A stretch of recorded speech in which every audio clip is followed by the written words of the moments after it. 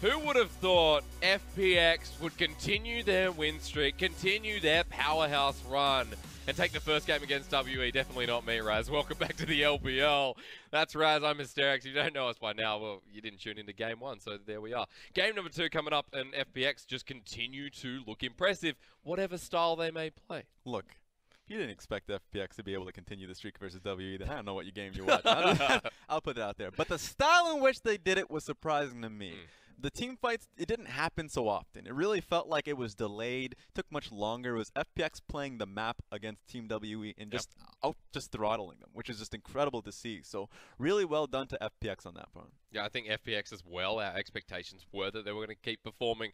And for someone like Doinb, I mean, he deserves this better than anyone else. Did about 10 times damage more than anyone else in the game as well. He got MVP for game 1. There we go. Congratulations. I felt like his engages later on in the game were super impactful. And then the split pushing for the majority of the game is really what nailed it in the coffin for specifically Pose. So take a look at the goal difference at the end of the game. I mean, that just means that he came up with stacks. He had a lot of gold, yeah. Stacks of cash. I think the quadra kill really did it for him. I'm looking at the kill participation as well. Looking at the damage percentage, 49% of the team's damage. He currently leads the league in kill participation. Surprise, surprise. And he's always led the game in terms of engages, which is really funny because that's what ended the game. A quadra kill based off of his Lissandra ultimate.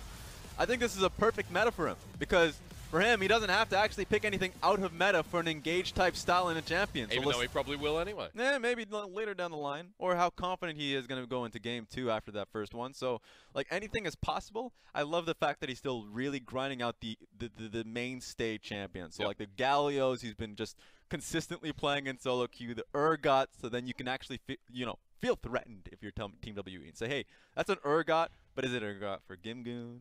Is it for mid lane? Like, where is it going? Aatrox has always been thrown into the equation as well. This time around, they were so confident that they didn't have to really flex anything. Urgot, Lissandra, and Aatrox in the first rotation. The first rotation. First rotation is like, we don't care that you know where it's going. We're going to challenge you so we could, like, to really push us out of it. Yep. And every lane went without a hitch. And especially that 2v2 as well, and still on the mid lane. Tian, excuse me, was just in that mid lane as much as he could be. Yes. It was one crucial gank, though, that made the 2v2, and then from there, Doinb, after that first kill, just snowballed out of control. And what I loved about it, too, was, you're right, the one gank came through, and it really worked out well for him. But Team WE, for a good portion of the early game, I would say around 10 minutes, had great control on bot side. Yep. Karma was pushing out, they gained control of the Raptors, and it was Tian who was really calm, patient at that time, giving away Raptors, but still being in the area so he can protect their bottom lane for a potential dive. I felt like what we saw from FPX was not only the aggression that we saw from every one of their series, but also just tempered play. Something that makes championship teams. What makes RNG, EDG in the past, EDG. Yeah. FPX, if they can continue that on and buy a few more control wards, they can be a championship caliber team because they're first place team, and the only thing that can knock them out is a team later on in the playoffs. But it looks like they're really set on that path. And they're setting themselves up for a 5-0 start for the LPL. I don't think we've seen an FPX that has gone flawless in series since their iteration into the LPL itself. Yeah, they've had a real tough time, and I think the most iconic we've seen from FPX was when they just narrowly made it into the playoffs last split against Snake, and that was still in and of itself a very messy series. So clean and FPX has never been in the same sentence, but at the moment it seems like that's something we're constantly going to have to reinforce. It also brings up the idea that this FPX roster are adaptable, that they don't have to play a messy or a sloppy or a chaotic is the word we continue to use team fight. They're very structured when it needs to come around to it. So this game is a weird one because while that's true, there was no pushback. I think what we saw from Team WE, because they were so focused on the later portions of the game and backing that, Karma and Vayne playstyle, that they didn't want to contest really early objectives, and they were getting slaughtered on the early objectives. Especially since the RNG gods themselves were like, Infernal, have another Infernal, one. We'll give you a little bit of break, breaking. Ocean Dragon still fantastic. Still great, still amazing, but it's not a triple Infernal. And then they'll back it up with a triple Infernal. Take it. So it was really unlucky for a squad that really wanted to scale up. And I think that next game, hopefully that's not going to be the case, but also hopefully Team WE starts to really take a look at the top side of the map, because I think that same composition still flies if you have, once again I mentioned like the Sion pick, something that's a lot more stable in a really trepid environment. And I think what we're seeing here is FPX knowing very well how to bully side lanes, and Team WE not knowing how to weather the storm. They used to be able to do that well with Condi in the jungle, who plays a very smart style. You saw from yesterday when they were able to take down Team Invictus Gaming. But Magic doesn't have that experience, and if that's going to be the case, you have to accept that fact. Give them something that's far more easier to execute upon. Same with Pose, and that would, in and of itself, would mean more like Xin Zhao and or Camille and Jarvan, those kind of junglers. And then from specifically the top lane, Sign is just the go-to, the strongest tank in the meta at the moment. And if you want to play towards a carry style, then you go the Fiora. I mean, the Fiora is just popping off at the moment. That's true. Fiora, Jax, like, we're seeing a lot of successful Renekton's at the moment. Oh yeah, so in the LPL. If you want to push that carry style in the top lane, have it so it's far more translatable in team fights. It doesn't give you a real weird engage situation. Because when the Rumble was behind, he stayed behind. What'd you say in game? Great Rumble feels fantastic. You feel unstoppable. You know, invincible flame spitter. Bad Rumble, or sorry, behind Rumble is just a very different story. And for Post, unfortunately, it was the latter in the end there. So I bet Rumble mains across the world would be asking for a Season 10 with more towers.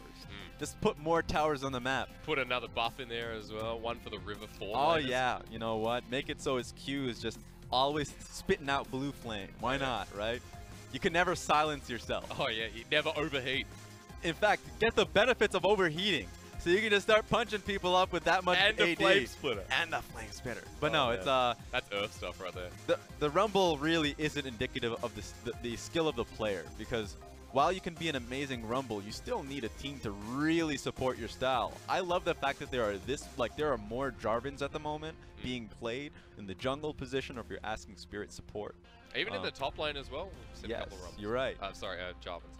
So I would say if you're going to be throwing more Jarvans onto the map, then have the Rumble and Jarvan come into fruition, because then you have real engage and a follow-up damage as well. I think there was no ease of execution in the composition WE gave us. Or if we run the Camille Galio that we talked about as well, Rumble then still seems more viable, laying the red carpet down in the middle of that hero's entrance.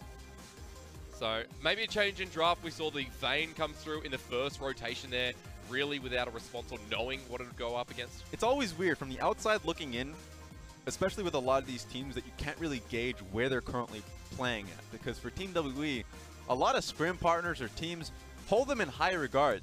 They say that they're a strong scrimming team, or at least a team that you would expect to get a lot more wins on stage.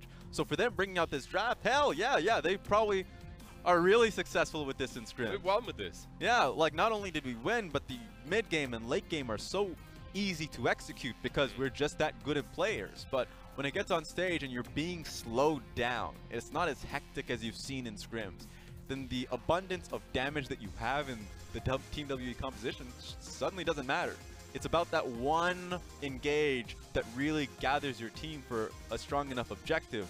And I mean, FPX have just been really being able to throw that one out in game one. And if you're going to try and out-team fight a team like FPX, then the easier to execute, the better.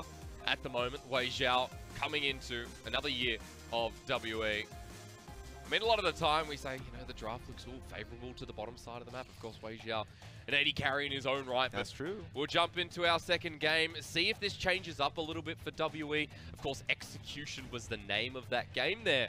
And getting rid of some of the execution at FPX with the Thresh being taken away from missing, seeing that as a potential to pop off. So I like the Thresh ban only because it now challenges WE to go for a pick like, you know, suddenly start prioritizing the Braum. Ornn has been a pick that we've been seeing globally. That's been pretty good in the Braum. Yeah. Shen support has been great in the Braum. Yeah. And I think that what FPX wants to do is they want to empower an Alistar pick. Even though a Braum is actually a good counter into the Alistar, all FPX have usually wanted to say, hey, we're just trying to get out of the laning phase. We're not going to engage on you within the lane if you have a Braum, but we still want to unlock Crisp into these skirmishes around mid lane, into these major team fights where suddenly Braum into Alistar isn't as relevant as it is in the lane. So expect Team WE to have that decision. I think they would go towards a Braum, but if they take the Alistar, it's because they're taking it away from Crisp. And essentially here, just hovering between the two, will be the Tahm Kench in the end, meaning the Alistar is still up and available. And Tahm Kench is also a great counter into Alistar. Alistar has a lot of bad lane matchups. Tahm Kench just does a whole lot of damage.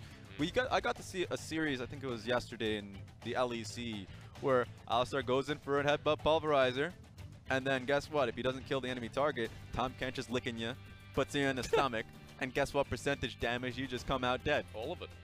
So it's really difficult to be able to play Alistar not only into the Tahm Kench within the lane, but outside of the lane, because I already talked about if you're going in for the headbutt pulverizer combo, then Braum finds difficulty in larger team fights, but Tahm Kench is fine if he wants to just protect that one member. Bottom lane was more successful probably than any other lane across WE's map. So are they doing it again? They're just probably going to do it again. Why not? I mean, you see the Jayce locked in, you go, it doesn't matter where this comes across for WE. FPX just do the exact same thing. Don't do it. WE. Oh my God. Lock the 80 carry in again. It's the Vayne again for Mystic. Now, there wasn't an issue with it, but was there? So the same situation arises where I don't like the Vayne into the Lissandra, because the Lissandra will find a flank. If the Aatrox, I think Vayne into Aatrox is fine. I'll say Vayne into Aatrox is fine, and Vayne into the Urgot is also fine. It's just specifically the Lissandra and the ability for FPX to now look at their support pick and say, okay, we'll go towards I guess Alistar's banned. So we're actually starting to nail down the hard counters to Vayne and the support option. So for Team WE, the only thing they really have to nail down is the Lissandra. And if Lissandra looks for an engage, then you have the Tahm Kench that's available. So I'm much more okay with it than I was in the game one. Okay. Well, I mean, at least they're getting rid of part of that engage. One was Alistar, the other was Varus, in case LWX wants to lock down the duo. This time for WE, making sure options are much more limited here for FPX. They've done the exact same thing here in this draft phase. And honestly, Braum, Kalista, open again. Why not? Taking away the Olaf, because they know exactly where this is going. Yeah. For Team WE, going towards the exact same composition. I will say, though, this time around, the Galio is still available. Yeah. Or the Lulu is still available. And if you remember what xiye has done in the past, in Asian games, where he was able to pick up the Lulu and carry Uzi to victory off of it, I would expect him to go towards the same playstyle. But look at this hover. Please do it. You wanted something that would force the engage, and WE, heed your prayers. I just wanted the Jarvan, you know. Ease of execution. You may still have a Jayce in the top lane, but... Well, we don't know where that Jarvan's going yet. Well, we don't know where the Jayce is going, because xiye is also a prolific Jayce player. True. So it could just be Jayce, and Jayce has pretty good matchups into the Lissandra if he runs the cleanse. As long as he runs cleanse and can get away from the initial, like all of the gank setup that is possible, then the poke that is effective in the Zoe versus Lissandra matchup is definitely effective with the Jayce versus Lissandra matchup, because she doesn't have that mobility. Okay. So really just depends on the wave clearing, the lane control that Jayce puts her in, and, you know, makes her prone to those poke damage. Okay, well, at least the change up there for WE has a plan in action behind it. Oh, FPX wow. Gonna pick up Caitlyn instead. It is 9.2, remember, so we haven't seen the crit item changes, but so it's going to be a Stormrazor's first on the Caitlyn. It's a slow roll. You only see a Caitlyn if she's just looking towards tower damage, or just specifically a lane matchup. And this lane matchup is really favorable to the Caitlyn. It's just LWX and Crisp saying, hey, our strategy is simple. We're not really looking towards the Ezreal pick because we already banned it in first phase, but we still want to be able to have that long range harass in the bottom side of the map, and we also just want to look towards chipping down that turret. It's the same game plan they had in game one with how successful the bottom lane was actually playing out, this time added range. This is painful for the Vayne as well. Caitlyn versus Vayne is probably one of the oldest matchups where the Vaynes felt the heat over the past years. But it's going to be pretty much FPX running the same draft here again. The only change being the Kalista. The final lock-in for WE was the Viktor in the top side of the map. And, of course, we'll find out where that goes in the end in 2 seconds. definitely should be top lane. Okay. The Jayce is great into the matchup mid, and the Viktor should do well in the matchup top lane. So what we're seeing is this WE putting so much more priority in the laning phase of mid and top, because what they said is, hey, we're going all in on the strategy of protecting the Vayne later on and buffing up the Olaf in the early portions of the game, that we aren't thinking about the early laning phase. And so now xiye is empowered with his Jayce pick. And now Pose can try this buff. At least he has some defensive mechanism going towards a Iceborne Gauntlet early, and the movement speed that he gets from Q, and also pressing down W. So he actually has a lot more protection. A lot more. Hoping for a better game for Pose after what game 1 ended up being for him on that Rumble. 0-4-0 by the end, I'm pretty sure. This time, you're right, the Jarvan in the early game, a lot more tools to get into this lane, a lot more tools to output the damage and actually contest Doinb, who got snowballing so early there in game 1. So you're right, mid lane's going to be a primary focus. I think it's going to be the early game is going to be so centered around the mid lane that I wonder who's going to be making the first error first. Because it's going to be about the first error that's made with Cleanse being there for xiye. So he's going to try and bait out Tian and Doinb for a gank. And you know that Magic is going to be there for the counter gank. The jungle proximity, we talked about it between both of these lanes. This game is where it all comes down to it. Set up better for WE to return here, bring us to a game 3. FPX undefeated in series. You've heard me say it so many times. You should know it by now. See if their run continues here against WE.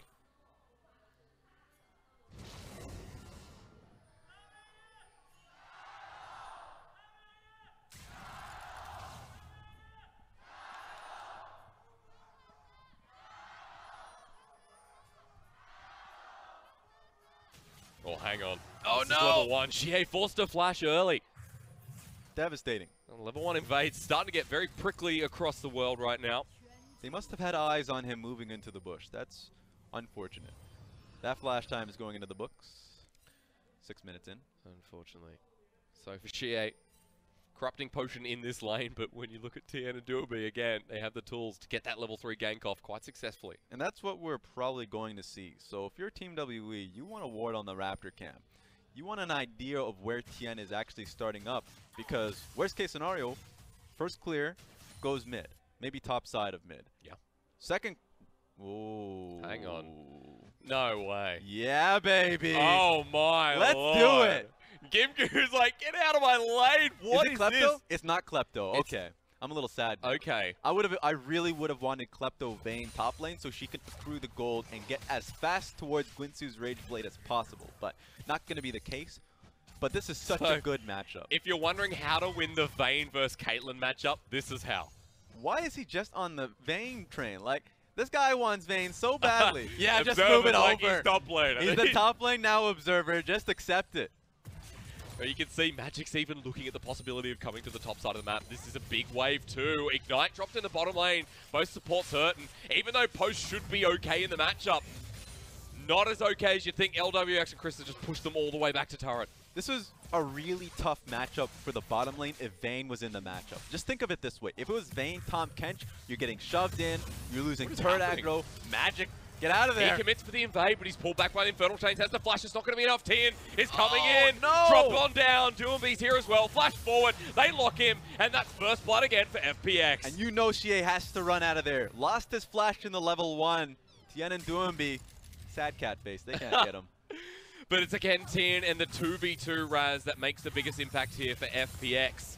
And WE threw a spanner into the works with the Vayne top. They said, you want to focus top side, we're right here with you. If Magic had gotten that off successfully, not only just stealing the blue buff, but also just had gathered xiye, forced 2v2 top side, and pushed Tian from the top side into the bottom side of the jungle, this Vayne was set. Yeah. Set to succeed for the first few levels. I would have really been worried for GimGoon's ability to farm under tower, all of that good stuff. It's unfortunate now that that's not the case. Oh, no. Mystic is wide open for He's not set up to succeed. Does have flash. Will have to burn it, but when? Wait for the third. Proc knocked back down. Flashes away from the Infernal Chains. Sad Cat Tian is back to strike. What the hell? Give me a happy cat. That was flash off of... What expectations do you really have? He doesn't get the kill, Raz. He's upset. Oh, my Oh, he's teleporting back in now. No, it's fine. It's fine. All right. It's not that bad. GimGoon is backing away, so... Yeah, also, if you try and dive a Vayne level 300 tower, you're trolling. Yeah. But this is a... Okay. Oh, hang on. All right. Okay. Tian, get in there. Let's go! If you're trying to dive a Vayne level 4 under turret, what is the difference? Hang on, we're looking mid. I want to look top. No, that was perfect. That was perfect. He canceled the teleport off Doinb. Oh. That was supposed to be a 3-man dive. They're still looking for it, but it's impossible without Doinb. And Tian gets chunked out to half health. He has to back away. Mystic holds onto this turret for his dear life and succeeds. You know what? You better give, like, red packet xiye, because xiye saved your life there. That's true. xiye dove in to cancel the teleport off of Doinb. I would love to see a replay since I didn't see how much he expended to get the job done. Yeah. He didn't have flash, to be fair, so I think Doinb was just in a precarious position anyways. Very well spotted though, Raz. Now we're going to have to spot another play down in the bottom lane. Missing in a lot of trouble here. Away from the gravity field. LWX has this, but Magic's coming in. Dragon Flag. It's a 2v3 going wrong for FPX. Over the wall, Chris survives, but in comes Doinb. Gets the chain down. Posts the trouble onto Chris, but Magic now in the thick of it. Lissandra passive. Doinb gets 2 more kills. And although for WE they respond well, FPX are just there to clean up the day. My goodness, when the Lissandra passive came into fruition, she was changed as a champion. People were like, this is the most useless I want passive. mana back. And also, this little zombie moves so slowly, but it forces you to move away. After you get the first kill, you can't fight inside of it. So extra damage coming across, and the Tahm Kench stayed alive for a lot longer than he should have, but 2 kills on Lissandra. Huge already for FPX. Not only did they gain control of top side, pushing Mystic away from that top laner, but also take a look at this. It's going to be Missing who base checks to get the ward. Percentage health damage was enough, but maybe not further than WE wanted. So when you're so focused on... Oh, hang on. No, it's just happened again. That's xiye. Magic going to die as well. Doinb with the 3rd. The passive is making work here. He was just getting his flashback up too, but xiye gets caught, killed, and the same time that Magic was rotating the health. We talked about the jungle mid proximity, and that Magic was just simply looking for a counter gank. That was his attempt that we had missed through the replay, and it just failed emphatically. Magic now 0-3-1 on this Jarvan. This is a rough start for WE. They threw chaos in the works here against FPX. We outlined the success for the early game for FPX being both Doinb and Tian, and they are the ones that got it off. Take a look at this. They get right on top of... Oh! Jayce was blown up so early on in this fight. Jarvan really didn't have a chance to do anything about it. There's just so much outright damage coming in Doinb because he's so over-leveled to Magic. Magic is level 4. He can just roam up to the top side here. Raz is going to lock down Magic, has no summoners to get on out. Here comes the Fear Beyond Death into the belly of the beast again. GimGoon joins the kill party. Jayce is coming topside, but I don't think he can get anything off of Pop this. the grey health missing, you're going to die. Tian still struggling to get along. The Tongue Lash doesn't get the 3rd proc. Meanwhile, Doinb does die on the top side of the map. Tian, can he get the kill? He needs it onto Missing with the Infernal Chains to secure top lane trade here. Woo! Blood everywhere, and boy oh boy, it's a party. How did xiye do it? Not too sure. There were 2 fights happening at the same time. You could obviously tell Jayce was going topside, but he was going into a 1v2 situation. Humongous for Team WE, because even though Missing got chased down from bot to mid lane and killed out of it, the fact that we got to see Jayce pick it up, I guess we're going so far back we got to see how it all really started. Taking down Missing with the greatest of ease. In fact, the teleport was there to try and help out. But then Jayce comes alongside Jarvan, so it wasn't a 1v2. They had probably just nailed down that Doinb was going to be the primary target. He didn't have ultimate, so he couldn't really save himself. It lasted so long that somehow Jarvan died here. Let's find out how it happened. Yes. He got flipped into the minion wave. Yes, the army of minions weren't too happy with him.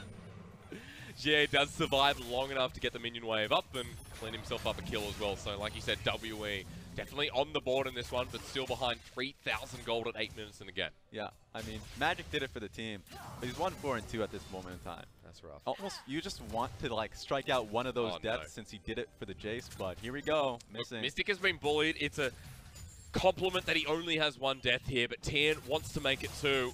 Ward over the side. He won't actually spot out Tian. Walking away from the turret. Infernal Change doesn't land. Final hour at some Aftershock point. does, though. Half health from one combo. Now into the final hour, but here it goes again. Tian with his ult will live long enough to help Doinb get his 4th. I would have loved to have seen him use final hour earlier on, so he had the extra AD, ultimate, also just being able to get into your queue far more often. Just so he can get away from it. He must have known that Doinb wasn't there in the mid lane and he was rotating topside, but I guess they didn't have the necessary information to catch all that out. So second death there for Mystic, and it continues to be FPX just moving around this map so quickly in this game. Hopefully WE can match that now with a Cloud Drake followed up. They do not have the RNG success that FPX had in game 1, Raz. The one time we have bottom lane control, you giving us Cloud? What have we done to you? Just not coming up all smoke and mirrors. So, him up at FPX. Lissandra roaming topside, and she goes past the double control wards. The control wards are there from Team WE, but she takes such a long route that she must feel confident that Lissandra is not coming in for the rotation. She does, though.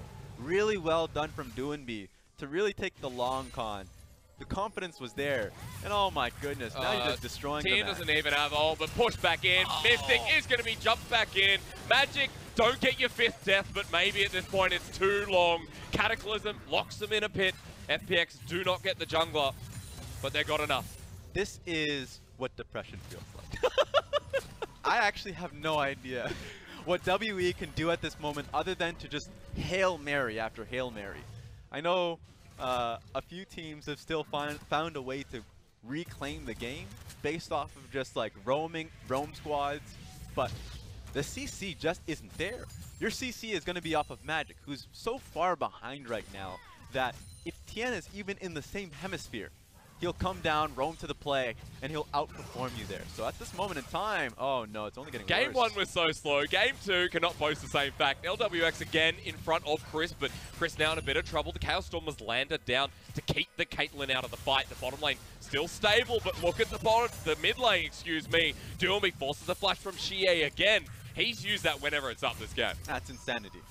Just at least off the bottom lane alone, what I love about the Viktor and Tahm Kench, especially off of your evolution on E, your Viktor, then you can at least wave clear and slow the game down for LWX. But here we go. If you're that far ahead, Tian knows what's up. How you doing, Keeping buddy? the minion wave there. Magic is rotating across. So is Mystic. Tian maybe bitten off more than he can chew. Magic with the Dragon Flag. Not going to take it just yet.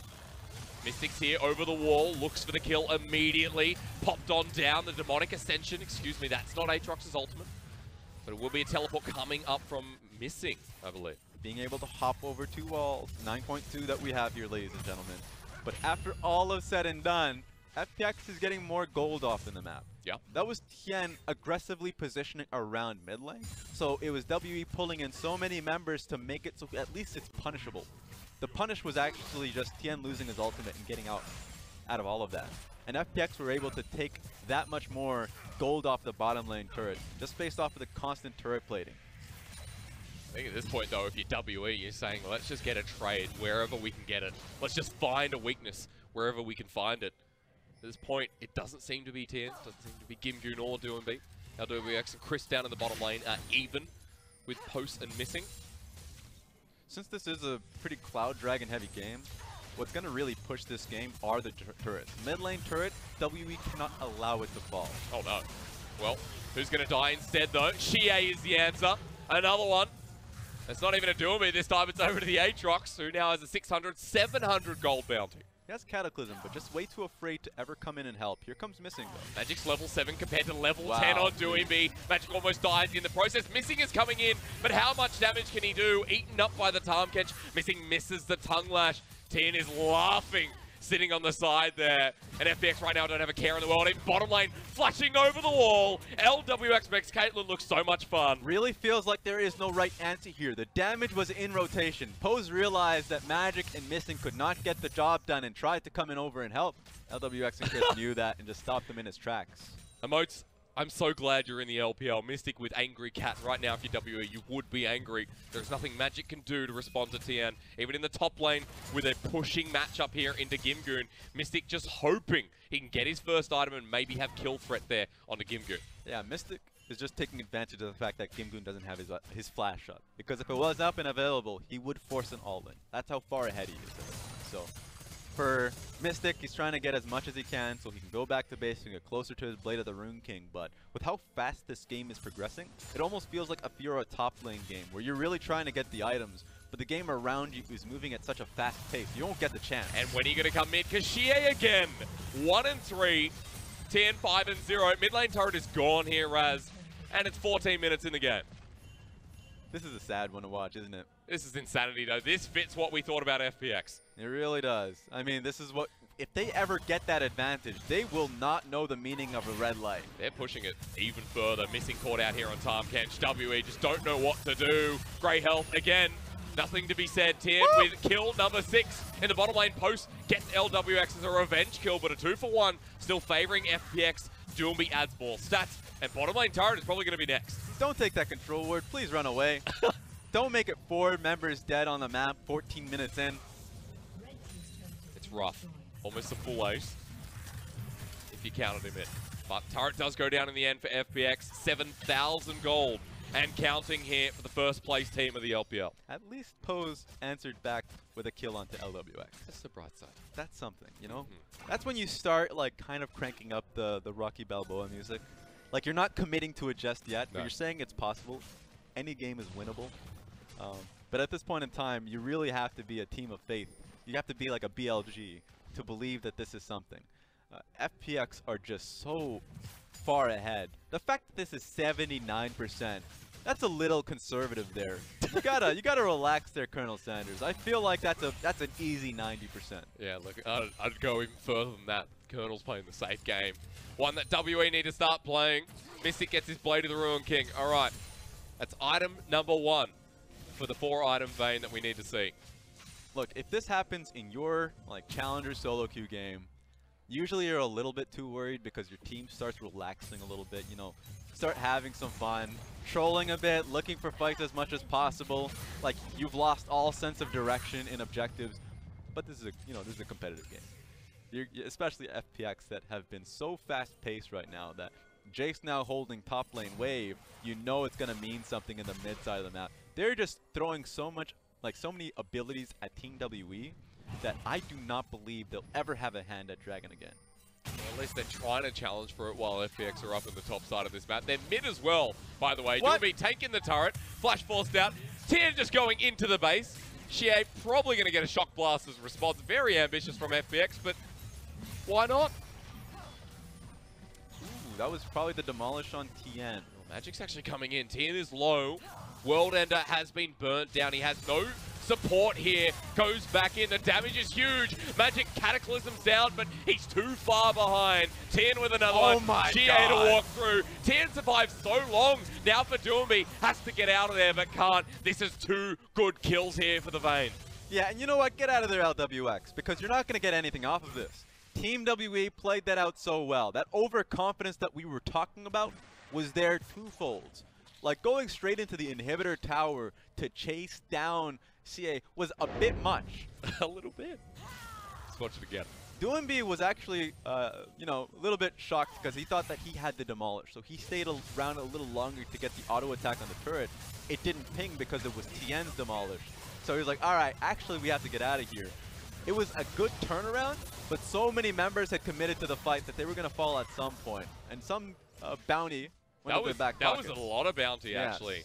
And the observers moved Vayne back into the AD carry position, saying this is probably going to have to be the carry for WE at this point, and that's a fair thought. After all that shutdown at QSS outright, recurve bow there as well, so most likely going to see that second item Guinsoo's again for Mystic.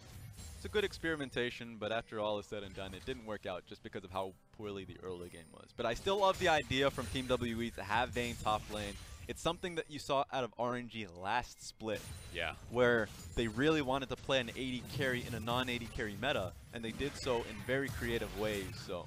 We've often seen that, the response to the Galio mid as well. That's side true. note. That's true. On Scout, I believe, from EDG. But, oh, hang on.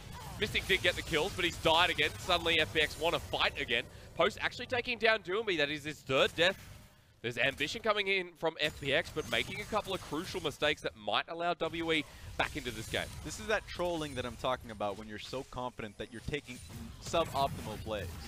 They were already looking for the Rift Herald here, as you can see in the replay, going for side lane plays when teleports are available. You know how many teleports that are online for Team WE? That members can still be there, and hopefully you're still timing it. So trying to look to bully side lanes when really you can force them in team fights around Rift Heralds, Dragons, and all that. Here we go. Yeah, just has to forfeit the Dragon. Nice leash. This will voyage out. Missing down with his ultimate. Close there from WE to take an objective away. But even though FPX have been making a couple of mistakes, being over-ambitious, as we said, they've still got the majority of control. They're still at 7,000 gold lead at 19 minutes of the game. Baron is coming up, but whether they want to force that objective or not, we'll see. It's been such a fast game that Caitlyn still hasn't had the rapid-fire cannon that you would expect with how large of a lead it's been for FPX. So this is when you start slowing it down. 20 minutes in gives you a very clear direction of how to end the game. You know, usually pre-20 minutes, you don't see the games ending with even like a 3 or 5k gold lead because you have to be a perfectly coordinated team to look to go for turret dive onto turret dive, inhibitor take into inhibitor take. That takes too much coordination without the Baron buff minions. Well, you could just be Doinb and teleport in for the play again. Coordination still seems to be the name of the game. Blue buff just chilling while frozen. Rift Herald being challenged here. This is fun. FPX just having a ball in the blue side jungle. They should just rotate that top side because now that they have this push happening here, they don't have to continuously commit to the bottom side of the map.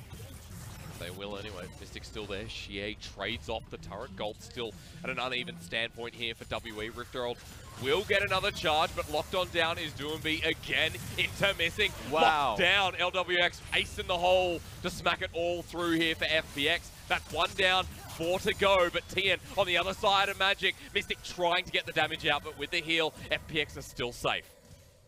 How confident they are to look for a 2v4 situation. I mean, there were so many members in the area. Team WE didn't even believe that Aatrox would go that far deep for the missing kill. Missing's dead, sure. He still have his summoners up and available. This is kind of interesting to see how far FPX are willing to push it. Really unexpected there from FPX, excuse me, on the side of WE. But with Missing dropping down yet again, it's still FPX may make these ambitious plays, but it's paying off here. Baron's still up and available. There's full control for FPX on this top side. xiye has to be careful.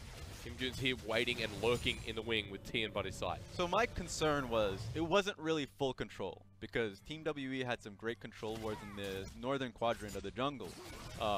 You would expect FPX to take complete control of that, but they've been looking for these kills. They just continue to fight, and it's again Missing. He just died. Let him play the game. The flash over. Crisp actually wanted the Winter's Bite, but he doesn't find it. FPX don't get the kill, and that's great for WE, but the next minion wave's coming in, and this turret could be next. And the Demolish is just that close, too. This should be a down turret. Easy. But I would love for them to rotate to the Baron, please. Actually backing away is Doinb. They just have so many tankier members. Like if GimGoon, who right now is in Ignite rotation of his spellbook, comes and helps out along, they can force an easy fight around the objective. Or they can confirm the kill on the Baron buff with the traps being placed down by LWX. I think that's such an easy win for FPX, but they're stalling it out with really risky dives on towers. At least now, you can say that there's 2 items on LWX for the BF sword as well. There's 2 items on GimGoon, so if they weren't already winning these fights, well, they sure as hell will be, especially around the Baron. Right now, FPX still just farming it up. No concern towards that big purple worm. Maybe just looking to get more picks on WE. I mean, they have 20 kills at 23 minutes. Yeah, and I think their concern around this objective is that they just don't have the outright damage. No Infinity Edge yet for LWX means that the consistent damage would be coming off of Lissandra, would mean a much slower objective take. So, much more easier for them to try and just simplify the game on just trying to take down turrets. But with how the fights have actually been faring, I've been liking Team WE slowly and slowly picking it back up. The longer this game goes, the more items Mystic will have. Guinsoo's second now. Post as well. Have to look at him with the Luden's Echo picked up. There's a lot more damage coming out, a lot more survivability. And you're hoping that xiye now will actually pump out the damage as well. Well, the thing with Mystic is, unsurprisingly, he has more CS and experience, 2 levels ahead of LWX because he's been in solo lane since the beginning of the game. Yeah. So if he hits level 16 and maxes out his ultimate, you have to worry about what's happening here. Then, yeah, the Vayne's online much faster than LWX. They're still happy to leave him in the side lane as well. Remember, Mystic took teleport in this lane too, so he'll push out the bottom wave, and Tian may be the one to force to back. Missing, slowing that down. Magic in on the side as well, looking to pick out FPX. And base timings mean so much here. Slowing down the base, making it more easier for Mystic to get that push bottom lane. He had time to completely push it into the inner tower bottom lane, which gives them the time to regain control topside. It's a voyage. Oh, here we go. LWX has to get out. The 90 caliber net. LWX caught between the turret. Chaos Storm deleted by xiye. WE get their pick and now want Crisp on the ladder. xiye gets in, fear beyond death here. Just a little bit more. Just needs the damage, will find it in the air, but Doinb takes the kill away from him. FPX get a trade now, looking for more. Tian in the mid lane, missing, in so much trouble. The Tahm Kench wants to live, but Tian won't let him. The World Ender will pop away. Mystic blocked away by Crisp, and FPX mitigate their losses, but so do WE. With xiye down and Mystic, I would say Mystic and Missing maybe wanting the back, you would expect FPX to look and dart towards the Baron buff, but they're taking the safer route towards the next Cloud Dragon. Glacial Path locks down Magic. They don't want to go to the Baron Raz. They want to fight more. Blood for FPX. They're not satiated enough. It just doesn't end. Let's get a dragon. Let's try and fight more. See what the next one is. There we go. Bit late though, Raz. It's still 10%. 10% is much better than 0% stats. And it is better in the late game as well. So. Yeah. So for FPX, it's just pushing it along. I would love for them to now focus on towards the Baron buff. I think what we saw from Team WE was great, obviously, being able to pick out LWX. The only unfortunate part about all of that was that xiye didn't expect the damage that he had himself. Shock Blast to be able to kill LWX, and then he still flashed forward. He still went into the play because he thought that he needed to execute the kill. Yep. So, unfortunate, because otherwise they would have been able to get out cleanly, clear out vision around Baron, slow the game down as they've done throughout the split thus far. We're going to have to see if they can still do it, though. I mean, xiye still has that damage. Crisp is the only one here with Tian in a Pixel Brush. Doesn't land this time around, but xiye damage threat now realized here by FPX. They're 10k gold ahead, and the fight means that it's that much more dangerous. They've locked down 2 members. Missing eats his AD carry, but it's not going to matter. Fear beyond death locks down 2. Quick kills here for FPX. Doinb on the side, looking to flank, but he doesn't need to anymore. Baron now a very real threat for FPX to take. Yeah, completely cut out pose and Missing with the hand in the jar. They just wanted that one extra push, and it's usually that greed that seals it down for them. Team WE, a miracle here if they can get the Baron steal. Doinb will just Glacial Path over the side. Mystic, Magic, and xiye sit on the side, but Tian has jumped back in. It's Doinb again. Locks down Mystic and QSS the way. The flashback in for Doinb. Just wants to get to the Baron, and it was the right call. Give it over to FPX, the first Baron of the game. Force the flag drag over the wall in the opposite direction. That was such a good call from Doinb and Tian to get him out of there. So, I mean, good calls. Only thing Magic could do in that situation was run all the way back and maybe look for a flash over the wall. It would have been a lot for that, but you can see how pressed they are in this situation. There's not much you can do here. The moment you get double slowed from the exhaust and the Q from Urgot, it's just lights out. So, just a great situation where GimGoon was just fishing for the play. He's having a time of his life in this series. GimGoon has gone by probably more silently, considering Doinb and Tian have been hogging the spotlight. GimGoon still giving that performance that we expected of him up in that top lane. Now for FPX with the Baron buff, that expected performance continues to rise. With the inhibitor turret going down, the inhibitor to drop 2, and WE just have to sit by and watch this happen.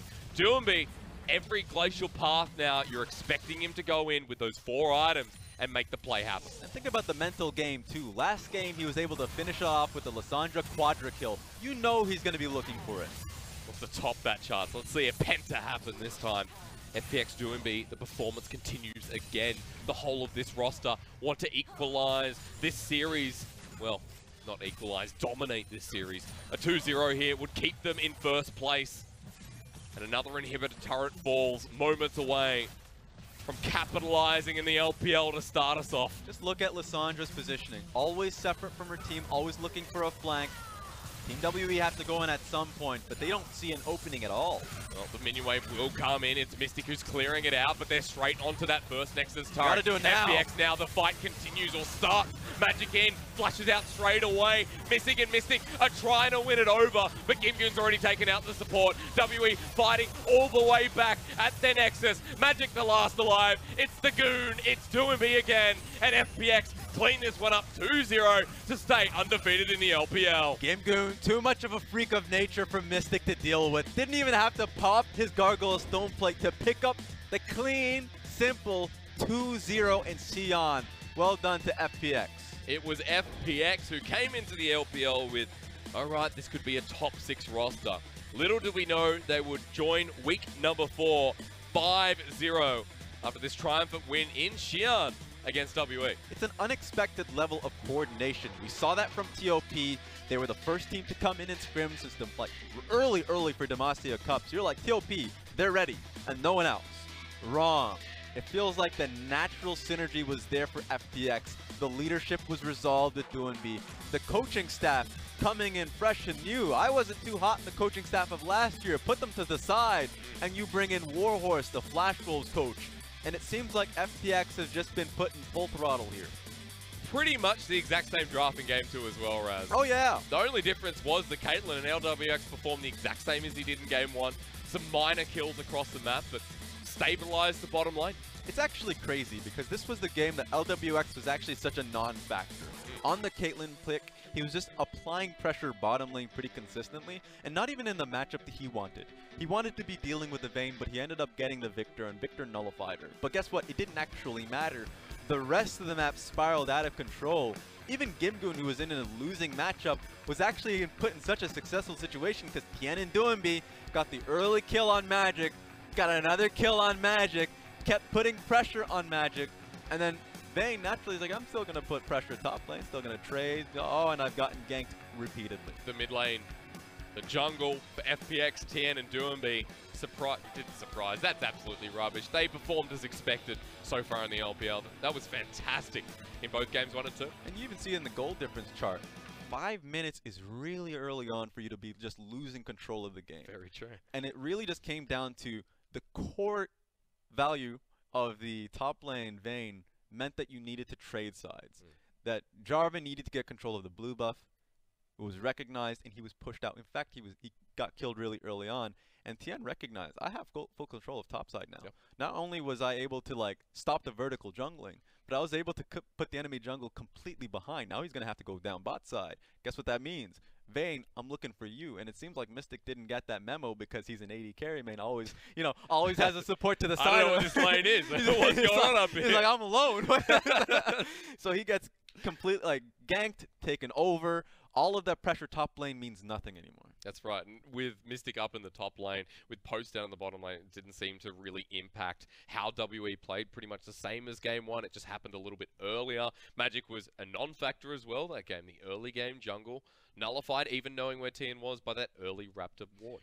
Yeah, it was more than just nullified. It was completely taken over. This is one of those games that, like, in scrims you would call an FF really early on. Yep. It was so far behind in the jungle, mid, and top lane, especially in the botched 2v2 mid, that was going through at the exact same time as the replay.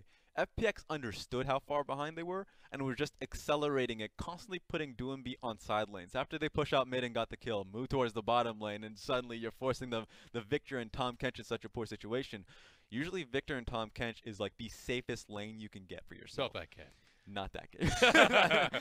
Not that game. It was FPX again who, I think, comparing Game 1 and 2, though, on another note, Game 1 was so controlled, 8 kills in like 25 minutes. Yes.